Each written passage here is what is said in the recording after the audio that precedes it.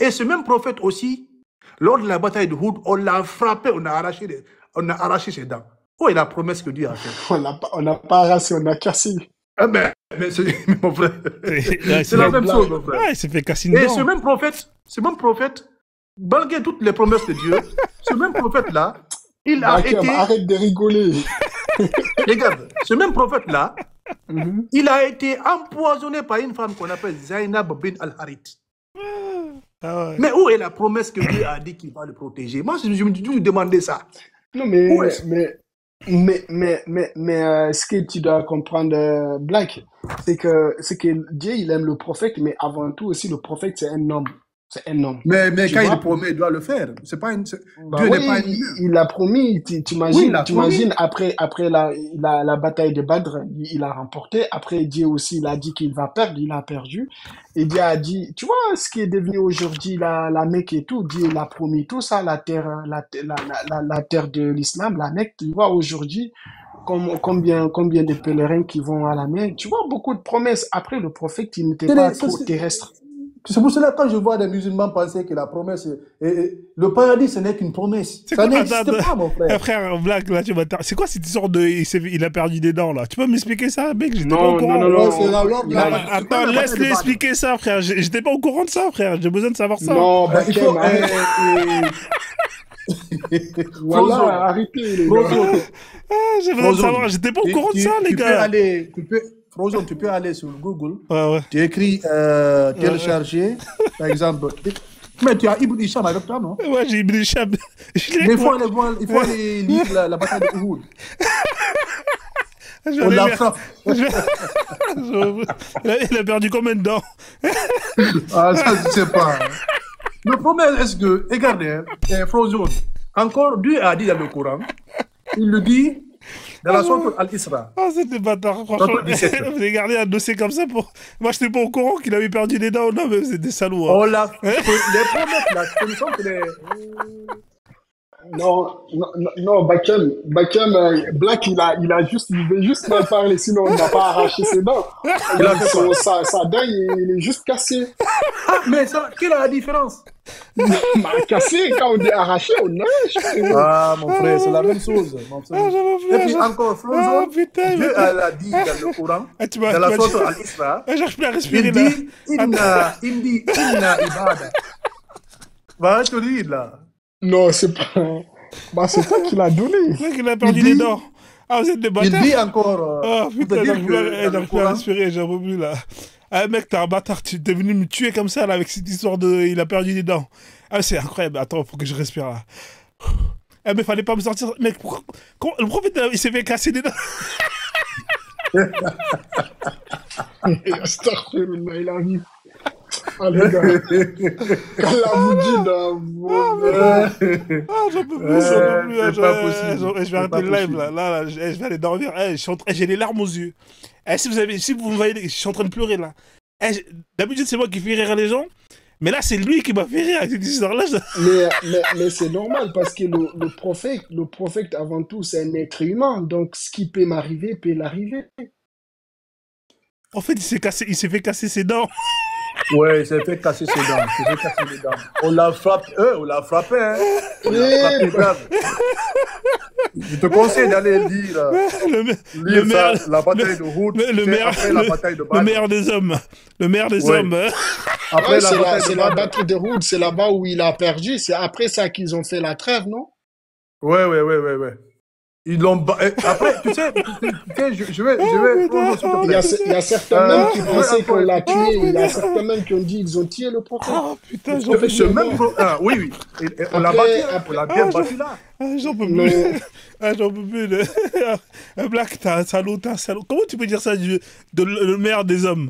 Comment tu peux dire ça? Non, c'est pas moi qui ai dit, c'est dans la sira de Ibn Hisham.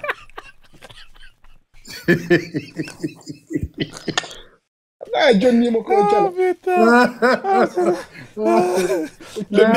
L'homme parfait.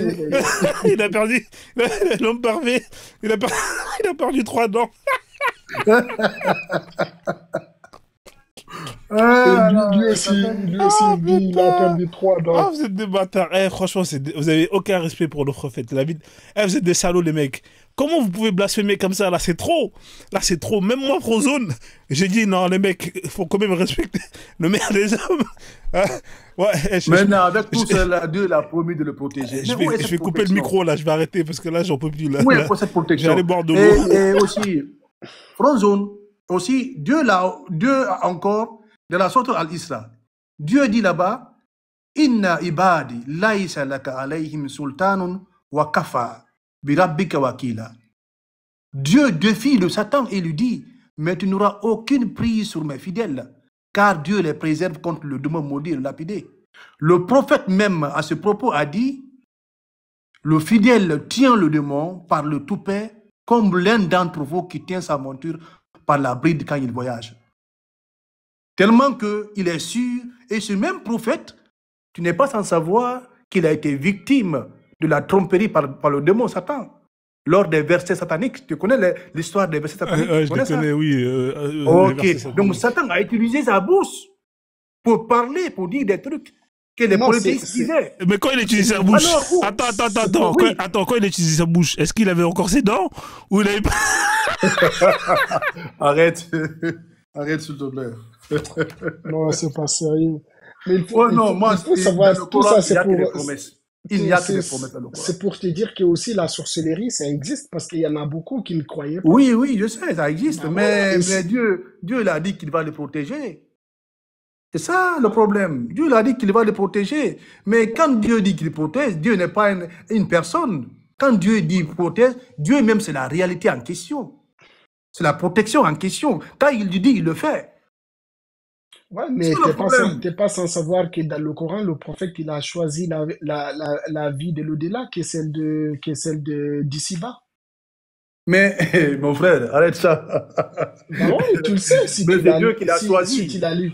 Hein? Le prophète, c'est pas son travail qui a fait qu'il est devenu prophète ou messager. C'est Dieu qui l'a choisi, comme ça. Bah ouais. Et en plus, maintenant, c'est que le problème encore, dans le Coran, on dit souvent qu'il y a des versets pour la protection. Il y a des versets, souvent, quand tu dis « Hasbunallah wa ni'mal wakil » ou bien « Suratul Falaq » ou « Suratul Nas » ou bien « Ayat al-Kursi », c'est des versets qui te permettent de te protéger. Mais ce qu'on a remarqué, que la presque majeure partie des Sahaba, ont été tués. Ouais, Oumar a été tué. Seulement Abu Bakr, ouais. Oui, Ali a été tué pendant le mois de Ramadan, encore. Le mois béni, et pendant qu'il priait, et pendant qu'il était dans la mosquée. Où sont les versets qui protègent là? Moi, je me suis toujours demandé ça. Les versets que Oumar tué pendant le mois de Ramadan, pendant qu'il priait, et pendant qu'il était dans la mosquée. Ali aussi, il a été assassiné. Non, ça, c'est pas tué. Oui, moi, ça me demande, mais où est Dieu? Où est Dieu alors? Où sont les versets qui protègent? Parce que souvent, je vois, moi, mes carrément, comment enseigner des versets pour se protéger. Beaucoup de versets. Alors, c'est là où j'ai compris que l'islam, là, c'est pas vrai. Parce que Dieu déjà a promis à prophète de le protéger. Il ne l'a pas protégé, il a été empoisonné. Finalement, il est mort de ça. Black, t'es un salaud, franchement. Les deux fils. J'en peux plus, la Black. Attends, Black, tu dis que je vais arrêter le live, la Black. Franchement, tu m'as terminé. Il est décédé d'un empoisonnement? Bien sûr. Oui, bien sûr. En fait, je t'explique que l'histoire. Le problème, non, c'est pas vrai. Si, c'est vrai. Je te le jure. Je vais t'expliquer l'histoire si tu veux. Vas-y, explique alors. Voilà, c'est la première fois. C'est la première fois. T'étais pas au courant? Nous, on était comme toi aussi. J'étais pas au courant. On était comme toi, mon frère. On était comme toi, mon frère. Tu sais, dans le Coran, dans la sourate 69, versets 40 à 47, Dieu, il avait déjà averti un prophète que si un prophète dit quelque chose qu'il n'a pas dit, qu'il aurait saisi par la main droite et il aurait coupé la horte. Et ça s'est passé comme ça aussi. Il faut aller voir, sur 69, versets 40 à 47. Tu lis ça. Il dit, qu'est-ce qu'il a dit? Il dit, ô infidèle, si Mohammed, comme vous le prétendez, avait inventé ce Coran en nous l'attribuant ou avait ajouté au message dont il était chargé ou en avait diminué quoi que ce soit, nous aurions hâté sa punition en le tranchant la horte. Maintenant, je vais t'expliquer comment le prophète est mort. Et le prophète, il y avait une femme qu'on appelait Zainab bin al-Harith. Elle était membre de la tribu juive des Banu Nadir. Parce qu'à Médine, il y avait 3 groupes comment on appelle ça, de juifs, les Banu Nadir, les Banu Kainuka, et les Banu, je pense bien, c'est Uraïda. Ouais, Uraïda. Maintenant, cette Uraïda, Zainab Ben Harith, elle était membre de la tribu juive des Banu Nadir, qui fit parmi les premières victimes du terrorisme islamique. À la bataille, ça s'est passé à la bataille de Khaybar, où la tribu s'est défendue contre l'agression non provoquée de l'armée mohammedane, l'armée de Mohammed. Zainab a vu plusieurs membres de ses proches, de sa famille, périr sous ses yeux en se battant veillamment. Zainab était la seule fille d'un homme qui avait héroïquement et à lui seul défendu sa tribu et tué certains des envahisseurs mahométans. Zainab même avait tué d'autres personnes, parce qu'on avait tué son père, sa mère, tous ses parents. Alors que la tribu se rendait à Khaybar et négociait les conditions de paix, Zainab a fait tout ce que toute personne courageuse et juste ferait, c'est-à-dire rechercher la justice et venger sa famille. Maintenant, elle a vengé sa famille sur le champ. Elle s'est personnellement approchée de Mohammed et il a demandé ce qu'il aimerait manger. Pour te dire que Mohammed, ce n'est pas un prophète. Normalement, si Mohammed était réellement un prophète, le lendemain, ou bien hier même, Dieu allait envoyer une révélation pour dire à Mohammed de ne pas manger ce que cette femme va préparer. Mais ce n'est pas le cas. Qu'est-ce qui s'est passé? Mohammed, elle est venue demander à Mohammed, qu'est-ce que tu aimerais manger? Mohammed dit qu'il aimerait manger la viande de l'agneau. Et cette femme est partie préparer en mettant de poison. Donc Zainab a alors préparé sa vengeance contre le loup qui est Mohammed, en préparant une portion d'agneau empoisonné. Elle est ensuite retournée vers Mohammed avec la punition méritée. Mohammed a pris une bouchée, mais n'a pas avalé, car il soupçonnait du poison. Cependant, l'un de ces hommes a avalé la viande et s'est effondré peu après. Cet homme est appelé Bisr. Bisr, lui, il est directement mort, sur le coup. Sur le coup, il est mort. Maintenant, dans le Sahih al-Bukhari. Ouais, attends 2 secondes. En fait, oui. je vais éclaircir une chose. En fait, tu vois, quand la bouffe était là, il y avait un mec, là, le mec qui est mort là. Lui, c'était un crevard. En fait, tu vois, quand il y a la bouffe, il y a toujours des gens qui sont pressés de manger. Hein? En fait, ce qui s'est passé, c'est que le gars là, il est venu, il a mis un croc. Tu comprends? Mais lui, il a avalé la viande. Et il y en a qui ont commencé à avaler. Et le prophète, quand il a vu que l'autre croc, il a avalé, il est mort. En fait, lui, il avait déjà commencé à croquer. Tu comprends? Quand il a vu l'autre, il est tombé. Il a recraché, il a dit, ah, la viande, elle m'a parlé dans ma bouche. Elle est empoisonnée. Tu comprends? Mais comme il avait avalé, donc en fait, même s'il n'a pas avalé entièrement la viande, le fait d'avoir mâché, en fait, c'est la sauce. La sauce, elle est quand même restée dans la bouche et ça l'a empoisonné partiellement. Vas-y, je t'en prie. Oui. En fait, Bisr, là, le compagnon de Mohammed, Bisr, lui aussi, il a senti le goût du poison dès qu'il a y goûté. Mais pourquoi il a continué à manger? C'est parce qu'il faisait une confiance aveugle à Mohammed. Il croyait à Mohammed parce qu'ils mangeaient tous ensemble. Il se disait, en aucun cas, cet agneau ne peut être empoisonné puisque Mohammed même mange à manger. Il est le prophète. Donc la foi de Bisr, le Bisr à Mohammed, l'a amené à la mort. Donc son foi l'a amené à la mort, même dans le Sahih Bukhari. Le Sahih Bukhari, 4448, ça s'est rapporté par sa femme, Aïcha. Il dit, le prophète, dans sa maladie dans laquelle il est mort, écoutez bien, la maladie dans laquelle il est mort, avait l'habitude de dire, Aïcha, je ressens toujours la douleur causée par la nourriture que j'ai mangée à Khaybar. Et en ce moment, j'ai l'impression que mon aorte est coupée. Ah, vous avez vu, mon aorte est coupée. En fait, c'est ce que le Coran 69 disait. Le Coran 69 a dit, oh, Mohammed, si Mohammed dit quelque chose, c'est Dieu qui dit ça. Avertis Mohammed, si tu dis quelque chose que je n'ai pas dit, je t'aurais pris par la main droite et je t'aurais coupé l'aorte. Et c'est ce que le Sahih Bukhari dit, il n'y a pas de contradiction. Le prophète, dans sa maladie dans laquelle il est mort, avait l'habitude de dire, Aïcha, je ressens toujours la douleur causée par la nourriture que j'ai mangée à Khaybar. Et en ce moment, j'ai l'impression que mon aorte est coupée par ce poison. Tu as vu, il n'y a pas de contradiction. Et même si on croit encore Al-Tabari. Al-Tabari, nous savons tous, c'est un grand wali, c'est l'un des plus grands au monde. Al-Tabari, à l'âge de 7 ans, Tabari est déjà hafiz, il a fini le Coran. Et à l'âge de 8 ans, dans sa biographie, il est imam, déjà. 8 ans imam, c'est pas donné à tout le monde. Il dit dans son livre, Al-Tabari, page 124, lors de la maladie dont mourit le prophète, le messager de Dieu avait dit à la mère de Bisr. La Bisr, c'est la personne qui est morte directement quand il a mangé.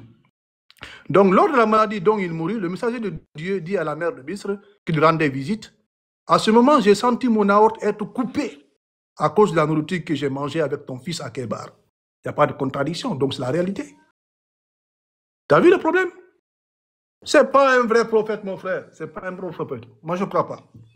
Rien que les histoires de la dent, là, frère, ça, c'est chaud. Mais comment un prophète, tu peux perdre ses dents, frère? C'est pas possible. C'est pas possible. Moi, je Il crois n'y pas ça. a pas que lui seul. Hein. Il y a beaucoup de prophètes qui ont été, tous les prophètes déjà. Il y a pas un seul prophète qui n'a pas souffert.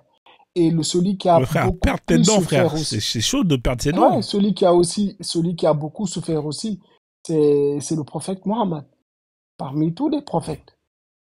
Donc, moi, à l'époque du prophète Mohammed, tout ce qui est dit dans le Coran, lui, il ne pouvait pas savoir ça si ce n'était pas révélé à l'époque. Où il a parlé même la création de la... Tu sais, la sourate Hadid où il parle de la création de l'univers. Il dit, Huwa alladhi ja'ala lakumul arda dhalulan famshu... Non. Huwa alladhi ja'ala lakumul arda dhalulan famshu fi... Non, c'est pas la sourate. Ah, c'est pas le... Ah là là, qu'est-ce que... Si tu ne maîtrises pas, on va sauter là-dessus. Non, attends, j'ai le Ok, mon frère, ok. Toi, tu penses que... Est-ce que la fornication est interdite en islam? La fornication. Ouais, c'est C'est interdit? Mhm. Vous savez, c'est quoi, selon toi, c'est la fornication, c'est quoi? La fornication, par exemple, moi, je suis pas marié. Quand j'ai des rapports sexuels avec quelqu'un qui n'est pas marié, c'est la fornication. Alors, pourquoi l'islam autorise de coucher avec les esclaves alors que tu ne l'as pas épousé? Ouais. Selon toi, pourquoi l'islam autorise? C'est pas de la fornication, ça? Si, c'est de la fornication, mais c'est halal. والذين هم لفروجهم حافظون. C'est écrit encore quelque part. إلا على أزواجهم أو ما ملكت أيمانهم فإنهم غير ملومين. Ah, tu penses que ça c'est normal, ça? Ouais, moi je t'ai dit, ce verset-là aussi, j'avais posé la question pareille que tu m'as posée. C'est grave, c'est grave ça. Non mais... Après on va laisser... Le problème avec mon ami, le problème est que l'islam autorise encore d'avoir des esclaves musulmanes. Non. T'as vu le problème? Ok, tu peux dire sur le Bagara 221? Si, c'est vrai, frère. Tu peux... Si, mon frère, l'islam autorise, parce que toutes les femmes, toutes les personnes, toutes les esclaves qu'on a pris, il y a beaucoup de personnes qui sont converties à l'islam. Mais malgré tout ça, là, on les utilisait comme esclaves sexuels. Tu n'es pas sans savoir que dans la sourate, je ne sais pas, c'est dans sourate 2, verset, je pense bien, c'est 222. 221. Voilà tankihu musrikati hatta yu'mina wala amatu mu'minati khairu minal musrikati. Il est écrit ici, n'épousez pas d'idolâtrices, à moins qu'elle ne croie. Maintenant, une femme croyante, une esclave croyante est meilleure qu'une idolâtre. Exactement. Une esclave croyante, ça veut dire qu'on ne peut pas parler de quelque chose qui n'existe pas. Une esclave croyante est mieux qu'une idolâtre. Ouais, mais tu sais, par exemple, les chrétiens, les juifs et tout, tu sais, c'est des croyants. Non, il ne parle pas de ça. Les chrétiens ne sont pas des croyants, les juifs ne sont pas des croyants. Allah, quand il parle des gens du livre, il est clair dans le Coran. On a User White qui est monté. Je veux le laisser finir, après on va lui donner un peu la parole, sinon il ne va pas parler. Ok, merci beaucoup, Imam. Voilà, j'avais posé ma question à Black Africain, mais c'est RAS. Quelle question? Saïd Boukari, 6524 à 26 comme ça.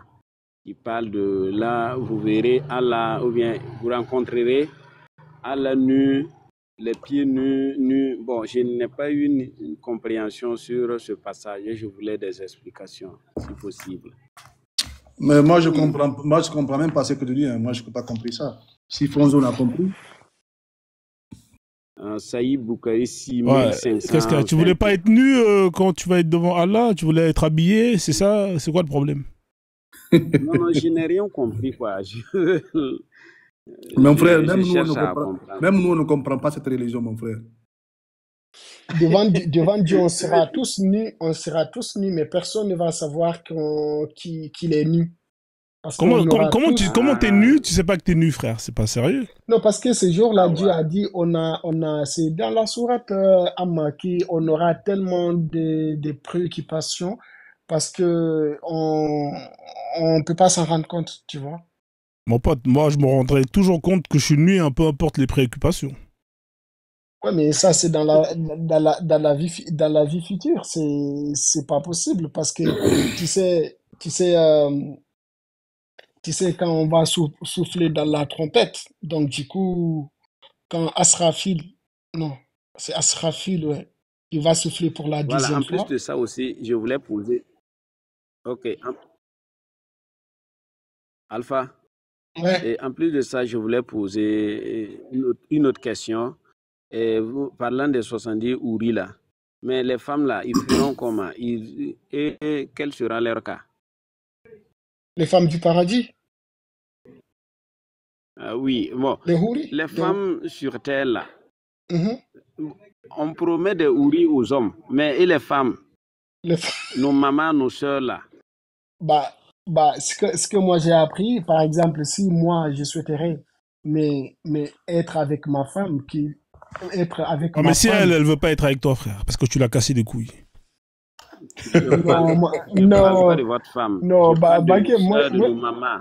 Peut-être qu'elle en a marre, elle veut changer, frère. Moi, je suis un bon Africain. Non, mais c'est pas une question d'être bon. À un moment donné, ça se trouve, on veut changer, tu vois. Si elle veut pas être avec moi, elle veut pas être avec moi. Mais alors, est-ce qu'elle aura un autre mec, elle aura des Oura ou j'en sais rien, moi. Franchement, moi, j'avais posé la question, mais c'est comme ça on m'a répondu. Je te jure, j'avais posé la question. En fait, le Coran, c'est un mythe. C'est comme un livre, quoi. C'est un livre de Père Noël. Rien n'est normal. Donc, le problème est que la femme est condamnée à être fidèle toute sa vie, tandis que l'homme, même s'il avait 4 femmes et que ces 4 femmes le rentrent au paradis, il se rend avec ces 4 femmes, il aura encore 72 vierges.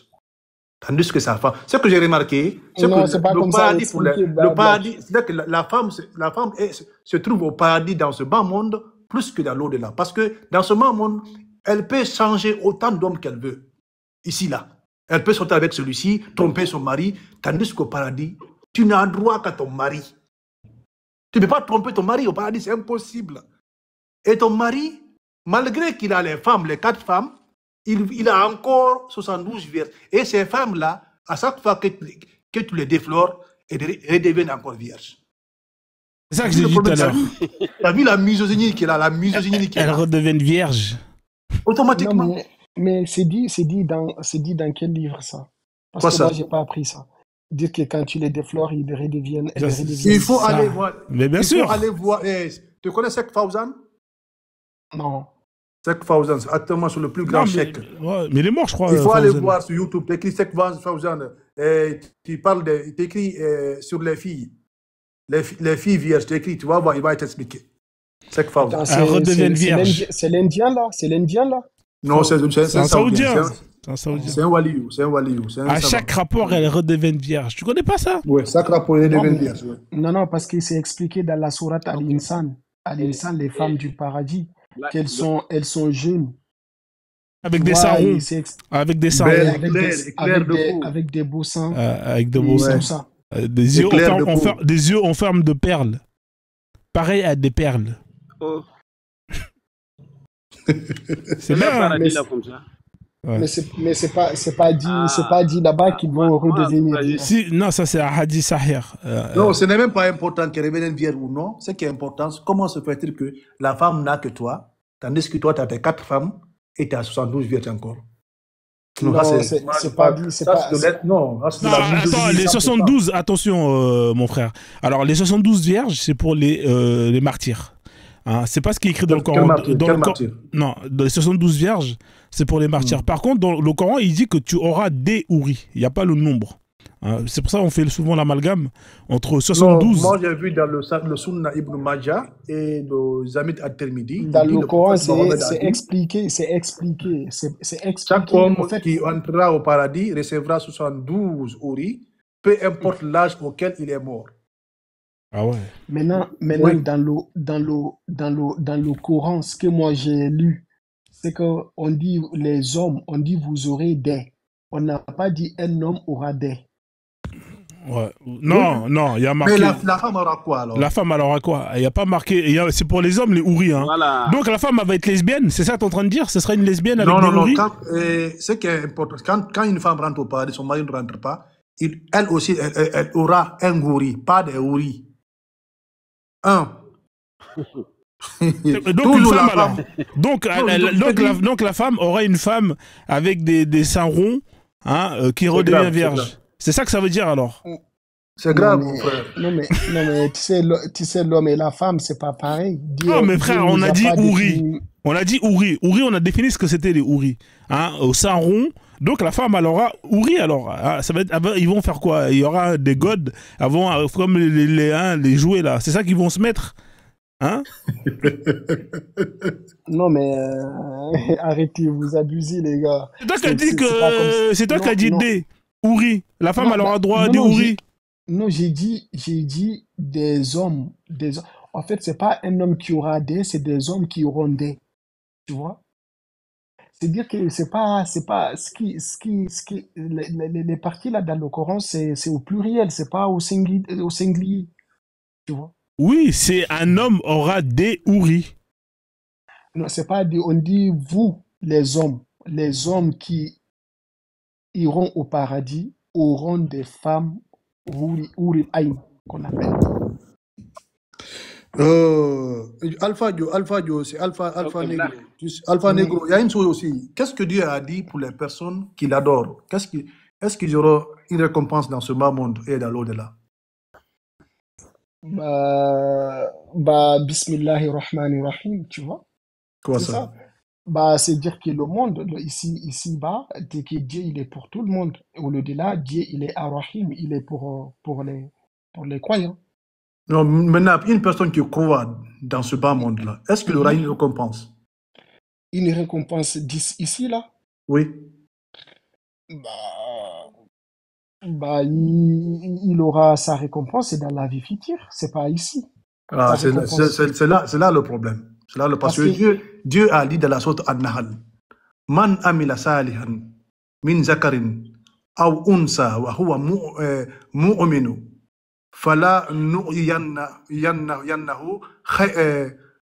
hayatan tayyibatan wa la najziyannahum ajrahum bi ahsani ma kanu ya'lamun. Il dit ici, quiconque, mâle ou femelle, fait de bonnes œuvres tout en étant croyant, nous lui ferons vivre une bonne vie ici dans ce bas monde et dans l'au-delà. Donc c'est pour cela que je te dis, il n'y a que des promesses, alors que le peuple palestinien qui est là, depuis 1948, depuis 1948, les personnes là, on les tue comme des animaux, même en plein mois de Ramadan. La Syrie, actuellement en Syrie, les musulmans s'entretuent en Syrie. Tu n'es pas sans savoir que les femmes yézidis, on les prend en ce mois de Ramadan, on les transforme en esclaves sexuels. Donc, c'est que moi j'ai beaucoup remarqué dans le Coran, il n'y a que des promesses. Il n'y a que des promesses. Rien n'est vrai, quoi. Rien n'est vrai.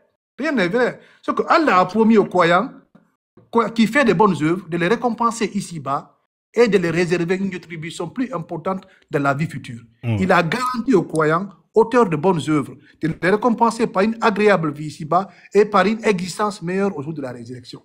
Mais on voit tout à fait Moi, ce qui a fait que j'ai quitté, c'est que pour savoir que la religion musulmane n'est pas une réalité, il suffit de voir ce qui est mentionné à l'intérieur et faire une étude comparative dans ce bas monde.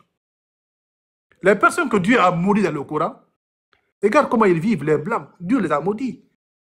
Il dit, les chrétiens disent que Jésus est fils de Dieu. Les juifs disent que Uzaïr est fils de Dieu. Il dit qu'il est maudit. Ouais. Regarde les personnes qu'il a maudit. Regarde les personnes maintenant qu'il a bénies. Les musulmans. Ils souffrent. Mais comment on peut expliquer cela? Je vais faire monter 2 personnes. Je vais faire monter 2 personnes et après je vais arrêter le live parce que ça fait 5 heures. Je vais faire monter les 2 personnes là, vous allez échanger avec tous. Et ensuite je vais... Imam, je voulais dire un mot à Black. Vas-y, frère. Black, oui, à vrai dire, je te félicite. Tes dissertations sont claires. Ce que tu es en train de développer là, c'est limpide comme l'eau de roche. Franchement, non, je ne sais pas quoi te dire. Merci beaucoup. Parce que j'arrive à comprendre certaines choses. Non, c'est ça, mon frère. Moi, je ne peux pas croire à l'aveuglette, mon frère. Je crois pas. Moi, je lis ce qu'il y a écrit à l'intérieur et je fais une étude comparative. Dieu a maudit les Juifs. Il a maudit les chrétiens. Et nous savons tous, ça veut dire quoi? Malédiction. Les personnes qu'il a bénies, ces personnes-là souffrent. Les personnes qu'il a maudit, ceux-ci la vivent très bien. Aujourd'hui, tous les musulmans veulent venir en Europe qu'en Arabie Saoudite. Comment on peut expliquer ça? Il y a trop de contradictions. Moi, c'est ce qui a fait que j'ai quitté cette religion. Et depuis que j'ai quitté cette religion, moi, je pensais qu'avant, quand je quitte la religion musulmane, tu allais souffrir, tu allais tomber malade, tu allais mourir, mais rien. Je me sens bien. Je me sens bien. Ok, je voulais poser une question sur ce point-là. Il faut poser Alpha Negro qui est musulman ici. Nous, on a quitté ça dans ça.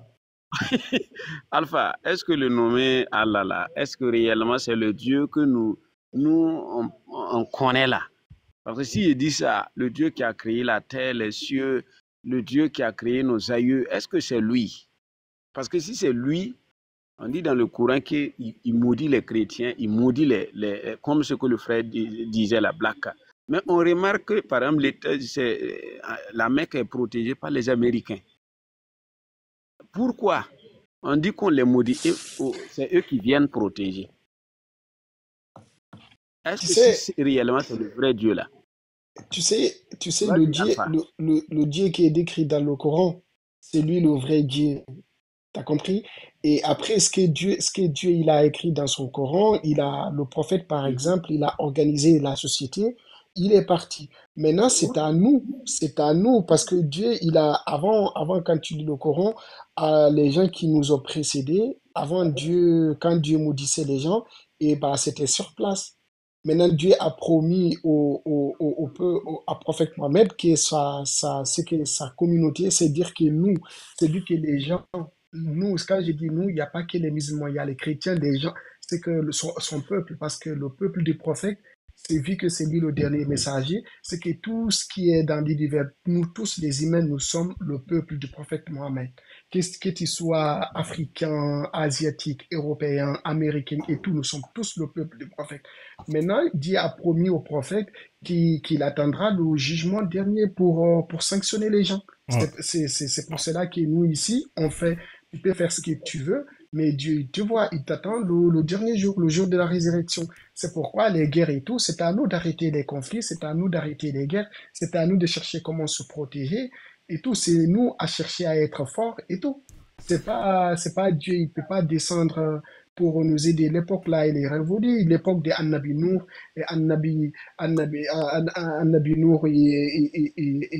et tant d'autres. Tu vois, ça s'est passé. Okay. Après, on va donner la parole à ceux qui sont montés parce qu'ils n'ont pas encore parlé. On a Flore qui est montée. Il n'y a pas de problème. Donc, je finis ça et puis je permets à ces personnes-là d'intervenir. Et mon frère Alpha, pourquoi je pose cette question? Parce que si réellement c'était le vrai Dieu là, et il n'allait pas contredire ce que les dévanciers ont venu faire comme travail. Parce que tout ce que lui dit là, c'est contraire à ce que les dévanciers. Si je parle de cela, je prends par exemple la Bible des chrétiens. Jésus dit qu'il n'y aura pas de femmes, il n'y aura pas d'hommes, ils seront tous égaux. Mais lui, il vient dire qu'il y aura des houris. Et pendant que l'autre prône la paix, l'autre, il prône la guerre. Et si nous voyons de nos jours qu'il y a trop de guerre dans notre nation, là, dans le monde entier, là, la base, là, c'est eux. Parce qu'ils disent que quand tu fais ça, on te promet directement le paradis. Donc, moi, en même temps, moi, je me dis que ce n'est pas le vrai Dieu. Parce que On dit dans le pré-islamique que Allah était comme ça. Donc, moi, je ne pense pas que c'est le même Dieu. Voilà, merci beaucoup. Merci, User White, avec plaisir. On va donner la parole à Flore qui est là. Bonsoir, Flore. Vous êtes musulman ou pas? Bonsoir. Non, je ne suis pas musulmane. D'accord. Mais, vous êtes de quelle obédience, madame, sans indiscrétion? Je suis née dans une famille chrétienne, mais je ne crois plus. Vous voulez pas Jésus? Il est beau gosse, Jésus. Il est en slip, il a des abdos. Ça vous intéresse pas? Pas du tout. D'accord, ok. Bon, écoutez, après, il est blanc. Hein. Il est blanc, aux yeux bleus. Mais le truc, c'est que, en fait, ça m'intéresse la religion musulmane. Genre, je veux pas me convertir, mais je suis avec une personne musulmane qui est guinéenne aussi. Ah bah c'est bien. Donc, vous avez un Guinéen qui est là. Et donc, il me parle beaucoup il veut que vous portez le hijab. Hein. C'est bien, Flore, c'est bien. Il veut que vous portez le hijab. Il me parle beaucoup de sa religion, mais étant donné que moi, je n'aime pas trop les histoires de religion, je me suis jamais posé de questions par rapport à l'islam. Et donc, j'ai commencé à me poser des questions, j'ai commencé à regarder les lives, notamment de... Comment il s'appelle déjà? Jacques Le Fou, je ne sais pas si vous le Fou, ouais, on connaît, ouais. Et voilà, du coup, moi, ma question, c'était par rapport à la traduction. D'accord. Ah, vous avez été coupé, madame? Vous avez un problème de réseau ou vous avez reçu un appel? Ouais. Vous pouvez reposer la question, vous avez une coupure. Non, j'ai rien reçu. Ouais, vous avez une coupure. Reposez la question par rapport à la traduction. Ouais. Là, vous m'entendez? Ouais, on vous entend. Ouais, allez-y, on vous écoute. Ok. Du coup, quand les intervenants montent, ils disent que la traduction n'est pas bonne et que l'arabe, en fait, originel, je ne sais pas si je peux dire ça comme ça, n'est pas le même, en fait, que celui que les Arabes parlent maintenant. Donc, c'est difficile de comprendre, en fait. Et moi, c'est faux, ça, c'est faux. Oui, mais ça, c'est ce qu'ils disent. Mais moi, ma question, en fait, c'est pourquoi Dieu, qui est censé être parfait, il va envoyer un truc qui est censé être universel dans une langue aussi compliquée que les gens ne comprennent pas, en fait. Très bonne question, en tout cas, merci pour votre question. Est-ce qu'il y a des gens qui souhaitent répondre à la question pour la dame?